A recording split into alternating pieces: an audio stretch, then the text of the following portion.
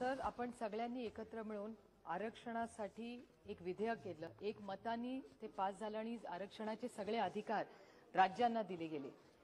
ते झाल्यानंतर महाराष्ट्राने एक ऑर्डिनन्स काढला आणि सगळ्या पक्षांना एकत्र घेऊन म्हणजे महाविकास आघाडीचे घटक आणि भाजप हे सगळ्यांनी एका मतानी त्या ऑर्डिनन्सला पाठिंबा दिला आणि त्यानंतर माननीय मुख्यमंत्री उपमुख्यमंत्री बाळासाहेब थोरात या सगळ्यांनी मिळून ठरवलं आणि हा आरक्षणाचा निर्णय घेतला।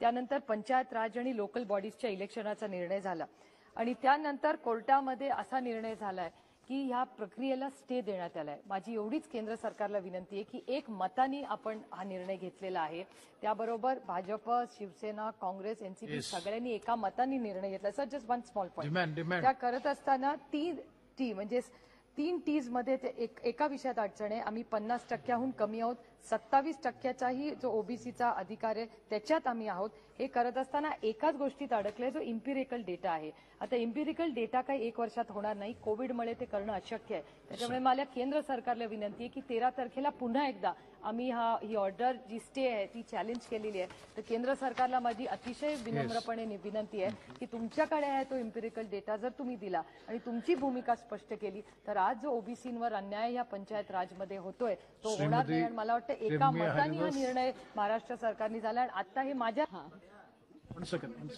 होऊ शकेल किंवा सगळ्याच राज्यात होऊ शकेल। त्यामुळे कुठल्याही ओबीसीवर हा अन्याय होता कामा नये आणि हे बिल एक मताने इथेही पास झाले आणि महाराष्ट्रातच पास झाले। त्याच्यामुळे माझी केंद्र सरकारला नम्र विनंती आहे की आपण महाराष्ट्र सरकारच्या बाजूने आणि सगळ्याच राज्याच्या बाजूने आणि ओबीसींवर अन्याय होणार नाही ह्याच्यासाठी आम्हाला मदत करावी। धन्यवाद श्रीमती रम्या।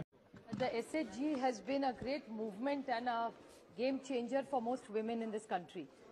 How, in a very comprehensive and a detailed reply, I would like to ask the Honourable Minister that a lot of innovation has been done in schemes, but on the field, even today, we do realize that self-help group is a great movement. Women do come together, but today access to banking and marketing has still a big challenge for most women.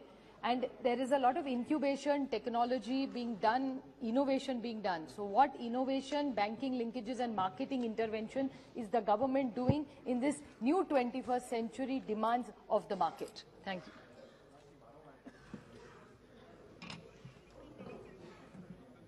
माननीय अध्यक्ष महोदय, सदन को बताते हुए मुझे खुशी हो रही है और माननीय सांसद जी ने स्वयं सहायता समूह की बहनों की स्वयं तारीफ की है। 2014 के बाद से स्वयं सहायता समूह की बहनों को जिस तेज गति से उनको आगे बढ़ाने के लिए काम किया गया है, अभी आपने देखा होगा कि स्वयं सहायता की समूह की जो बहनें हैं घर से कभी निकलती नहीं थी, आज वो मार्केटिंग कर रही हैं। और माननीय सदस्य का जो सवाल है उस सवाल का जवाब ये है कि हम लोग उस दिशा पर काम कर रहे हैं और एक सीएचजी की जो बहनें हैं उसमें 2013-14 के बाद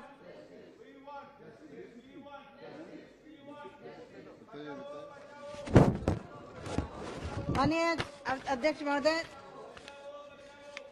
आज की तारीख में माननीय प्रधानमंत्री जी ने बहनों को आगे बढ़ाने के लिए, बहनों को सशक्त बनाने के लिए, महिला सशक्तिकरण की दिशा पर बजट में 10 लाख से बढ़ा करके 20 लाख तक का लोन कर दिया है। और आज मैं ये बताते हुए मुझे खुशी हो रही है कि जो एनपीए था बहनों का वो कम हुआ है और समय पर लोन लेकर के समय पर भर भी रही हैं। रही मार्केटिंग की बात तो उस पर भी हम काम कर रहे हैं। जैसे ही हमारे संसाधन जुटेंगे हम बहनों को मार्केटिंग भी देंगे और बाहर भेजने की जो बात रही उस पर भी हमारी सरकार काम कर रही है। माननीय सदस्य सप्लीमेंट्री पूछना चाहते हैं। My second question is that in the NRLM there has been a tie-up with the World Bank for digital training of women. So what specific intervention is the government doing for digital literacy of women? Because the World Bank agreement has been done, but on the field, Mavim does work, banks are given targets so that SHG women get digitally literate.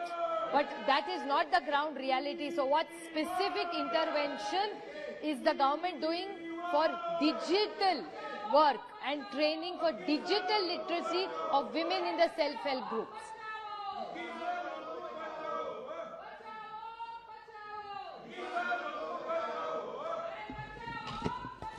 माननीय अध्यक्ष महोदय,